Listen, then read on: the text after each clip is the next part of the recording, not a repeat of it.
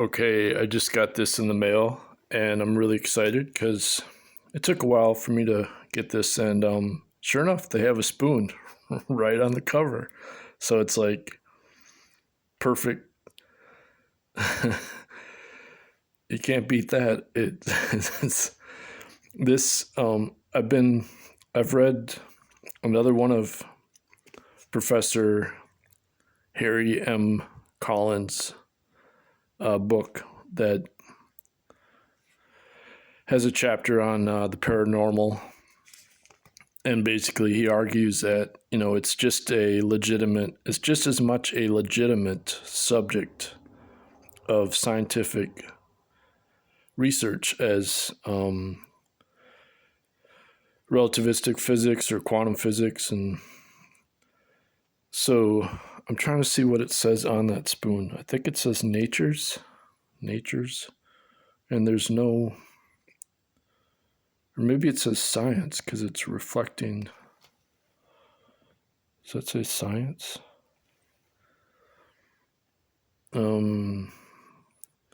There's no title description for the. Okay, so then you open up the book and wow, I even have a author signature to best wishes, read it, good health.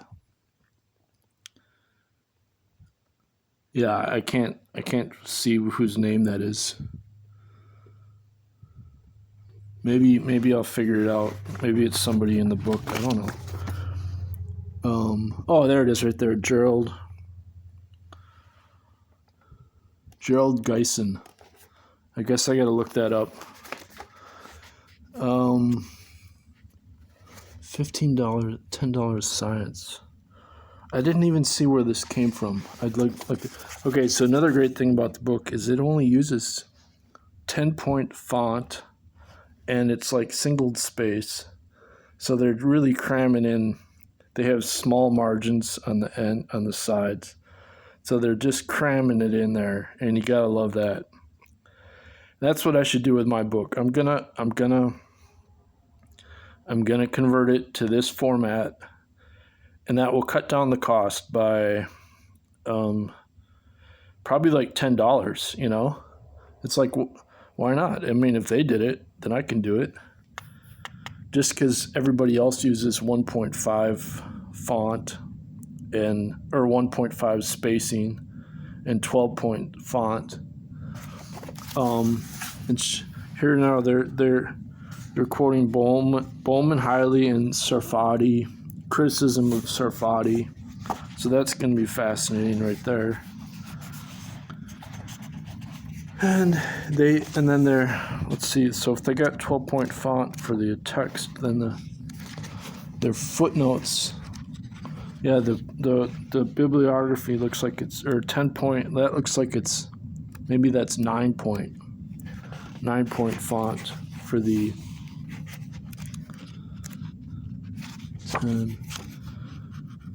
I don't know. Maybe it's 8 or 9. Anyway, and then they thank. In the beginning of the book, they thank all the other, all the people that they corresponded with, the scientists, right here. So they got Costa de Beauregard, Ted Baston. He's part of the same group that Luke Hoffman is in. And Ed Oceans and Luke Hoffman, they were in with Ted Baston at Cambridge. And Feinberg's a big name in physics. Andrei Puharich, Pudov, James Randi, John Taylor, Fred Wolf, Ingo Swann, John Hasted. So they got Jeffrey Mishlove. Yeah, so Elizabeth Rauscher, she was living in the same research place as Puharich when they got kicked out. That's how Puharich died is that he was being evicted. Their sponsor died, and then the new landlord evicted Elizabeth Rauscher and Puharich and another scientist. I can't remember his name. And then Puharich, I guess he had like a heart attack, and then he fell down the stairs because they had like really steep, long stairs, and everybody was concerned about him that he would fall on the stairs. But apparently, I think he had a heart attack first, and then he fell down the stairs. I can't remember.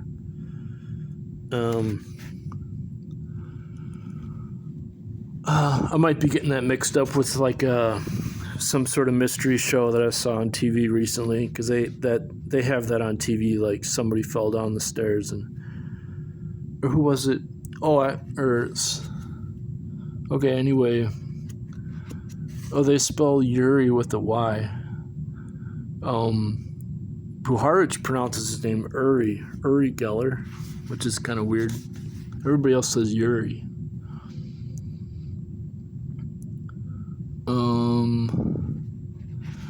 So yeah, this is going to take me a while to read through this.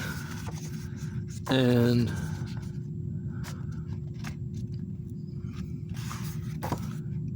this, yeah, so they have a whole thing on spoon bending. That was the whole reason I got the book, obviously, is metal bending.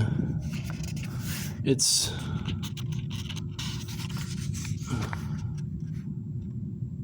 so go.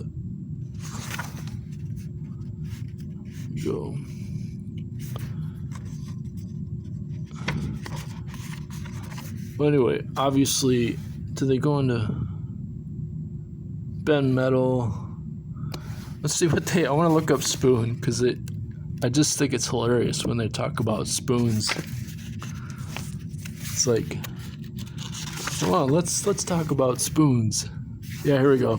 Spoon bending. C, paranormal metal bending. All right. Paranormal metal bending. Oh, they don't have it as spoons. Okay.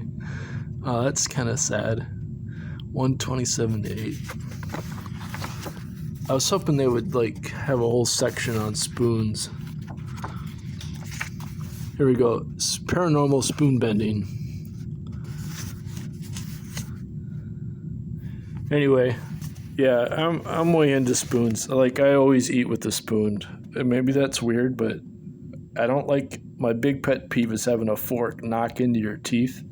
You know, like if you miss. I mean, like the traditional Chinese way of eating, they use, because the chopsticks are supposed to be like an extension of your fingers, and so when you use a spoon or a fork, it's considered super primitive, because you're not like moving your separate fingers, you're moving your whole hand, you know, so it's like really crude. I remember my friend, my American-born Chinese friend, he's like, you don't know how to use chopsticks? Like, yeah, well, what do you expect? I mean, he wasn't going to show me either. He's just like, you idiot. He still says that about me. I don't know if I'll ever hear from him again, because he was going through some troubles in his life and just was mad in general. He's just super mad. All right. Anyway,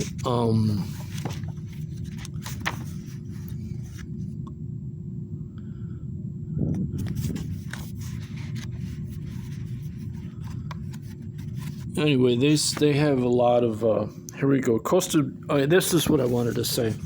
They only reference one paper by Costa de Beauregard, and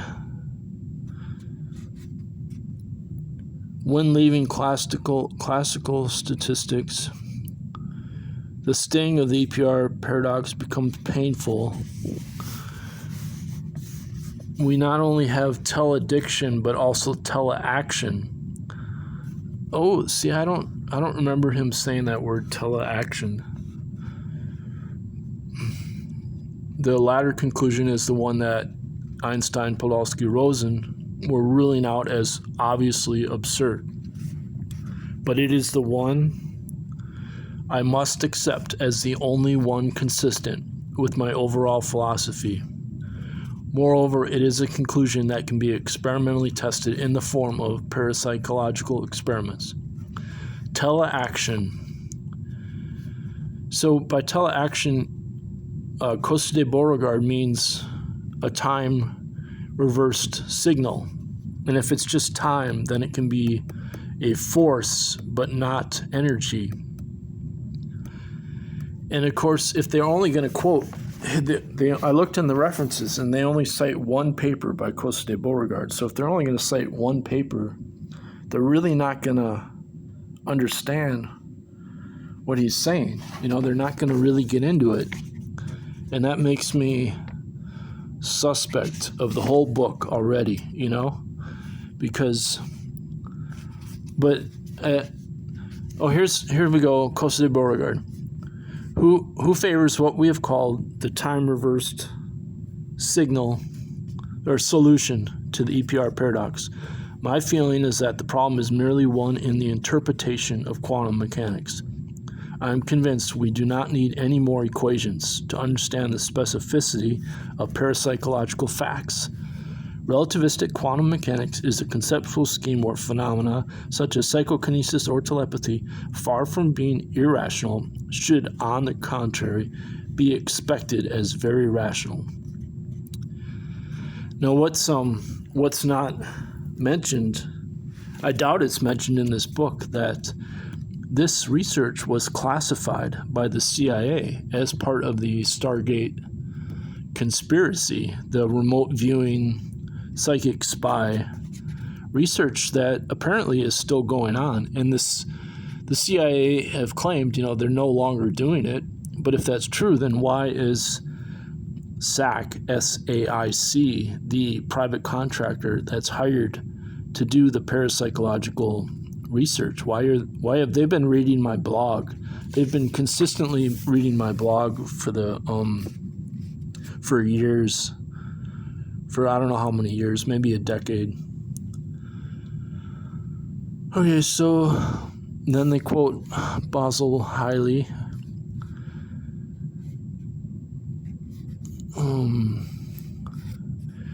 Talking about psychophysics. Cool. Because, they just say it needs to be investigated more. That's pretty much what Basil Hiley says. He says, well, it doesn't rule it out. He's just saying, it's definitely possible, and that scares mainstream physics. But he said that David Bohm was more into the parapsychology stuff than he is.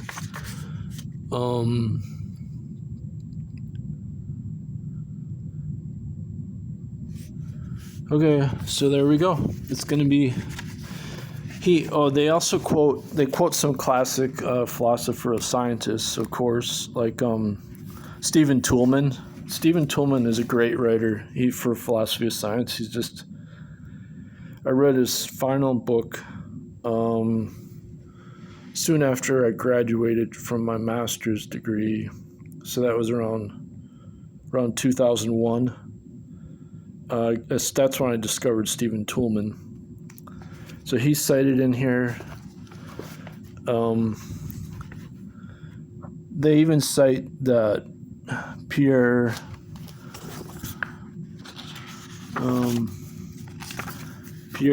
Baudier, or whatever the guy's name is.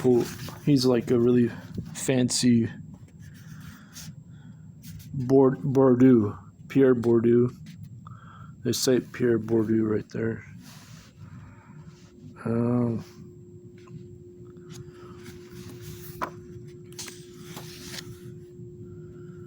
Okay.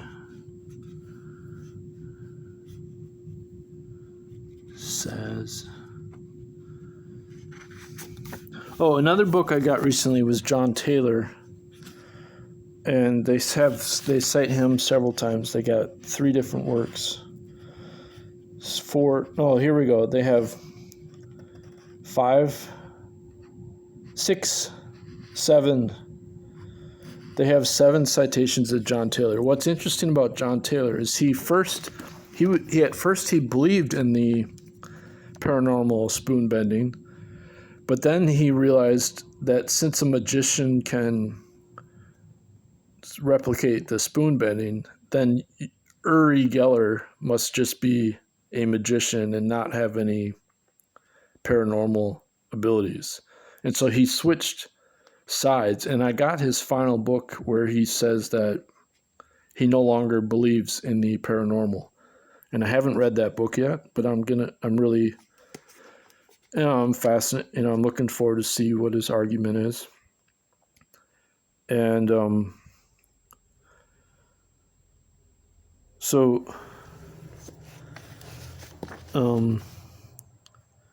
that's great that you get Harry's. Harry is another great article that I've cited on turning lead into gold, something about that. On just the mathematics of the negative proof, where you have a proof like the Pythagorean theorem. It's a proof by contradiction, which is a negative proof. And that's what his argument is that Western science is based on that logic of the proof by contradiction, but then it's also dependent on the technological framework that reconfigures the precision of the measurement. So you're constantly changing your limits of what infinity is, as that you're trying to contain infinity. And by enabling a more precise measurement, you're able to then change the mathematics, and then vice versa. And so you have this constant, even though you never really prove anything because it's a proof by contradiction, the mathematics is the only thing that is a proof, but the actual science and the technology is this constant process of discovery through experiment. And you can always critique the experiments. And this is why he says that the paranormal is just as legitimate of a discipline as any other scientific discipline, because people want to dismiss the paranormal based on assumptions that, it's inherently impossible for a certain mathematical reason. But Harry Collins' whole point is that even in mainstream science, the mathematics gets changed when the technology gets changed for a more precise measurement capability. And this is also the point of math professor Joe Mazur in his book, on the Zeno's paradox, because the mainstream science claims that Zeno's paradox already got solved, through the calculus. So you have a geometrical math that converges on time as a spatial symmetry. But Joe Mazur has pointed out that's actually not true, because there's always this paradox between the time it takes to make the measurement through the technology and then time itself. And so you have this logical paradox between the limit in calculus and the differential. And I just had Professor Tim Maudlin, who's a quantum physics professor of philosophy of science. And he's a physics philosophy of science professor, and he responded back to me that he's not. I sent him this paper that showed that the non-commutativity is it. This was a Yakir Aronhoff when the two vector experiments have demonstrated that they are non-commutative due to the logical paradox between the limit and the differential in calculus. And he said, well, he's not surprised that but Yakir Aronhoff, their whole point is that non-commutativity solves that paradox between the limit and the differential in the two-state vector. And it's a crucial point because I had that discussion with Dr. Ruth E. Kastner, and her whole claim is that this two-vector, the weak measurements using the two-state vector are they're not really weak measurements; they're strong measurements. That's her claim. It's like they're misunderstanding. So this is an example of the kind of debate you have between mathematics and physics. And my whole claim is that when you exclude non-commutativity, then you can't solve the debate. Well, this is Alain Kahn's claim. That's his claim. And also Basil J. Hiley. That's Basil J. Hiley claim. So it'll be interesting to see if they even talk about non-commutativity in this book. I highly doubt. This is before Basil J. Hiley even got into non-commutativity, I think. I know. We knew. Obviously, people knew about non-commutativity from Dirac and Heisenberg, but Dirac covered it up. He converted it back into commutative geometry using the Poisson bracket. So, yeah, it's not mentioned in the subject index.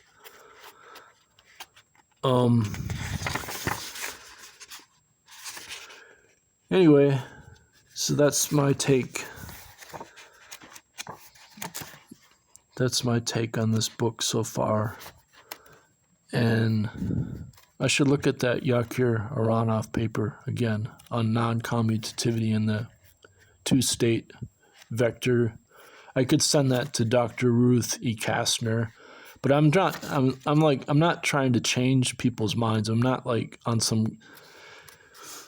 I'm just trying to figure it out on my own, and then sharing what I've been figuring out, what I've been learning, and I'm not like on some crusade to try to convert people because I understand that people's philosophy of science, it's like a political view. If your political view is going to be hardwired into you, but when you're going through puberty, that's my experience from my decades of political activism. I used to go door to door, and I would have discussions. I would when I was young. I would debate door to door. So I learned from experience. Of course, some people, they don't want to debate; they just want to kick you off their lawn and scream at you. Like when I had my free Mumia Abu Jamal T-shirt, and this one guy just went apoplectic on me. And I was like, well, he's probably like a police officer. I don't know.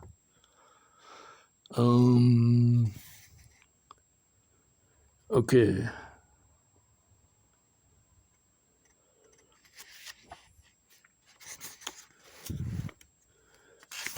So there is no spoon. Are they going to say there is no spoon? Because this is before the Matrix movie. But there it is. There's the spoon. You gotta love that. They had the spoon before the spoon, so they are the spoon when there is no spoon. They were already the spoon. Let's see if they talk about matrices math. Nope. Oh, they got the mini Gellers. Mini Gellers are the psychic spy children. I wish this thing would focus. It's like it won't focus. Focus. Maybe I'd switch the setting on it so it doesn't have automatic focus.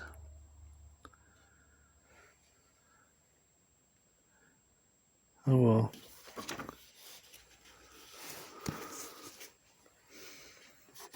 And then in the back, they have a Michael Talbot book was published by the same Rutledge, but Michael Talbot, I mean, he wasn't a scientist. So, of course, they say mysticism. So I guess you could call him a mystic.